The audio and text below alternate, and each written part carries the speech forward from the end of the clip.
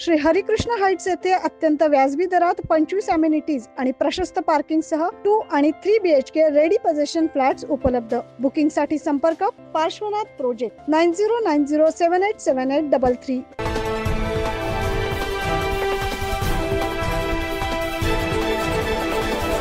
मावळत्या आर्थिक वर्षात नाशिक जिल्हा परिषदेचा एकूण 84% निधी खर्च झालाय। मागील आर्थिक वर्षाच्या तुलनेत तो तब्बल 10% कमी आहे। जिल्हा कोषागारातून मावळत्या आर्थिक वर्षात प्राप्त झालेल्या सुमारे 1014 कोटींपैकी 852 कोटींचा निधी खर्च झालाय, तरी तब्बल 163 कोटींचा निधी अखर्चित राहिलाय। त्यात काही ऑफलाईन देयकांचा विचार करता खर्चाच्या टक्केवारीत 1-2% फरक पडणार असला तरी गत वर्षाच्या तुलनेत यंदा निधी अखर्चित राहण्याचे प्रमाण मोठं आहे।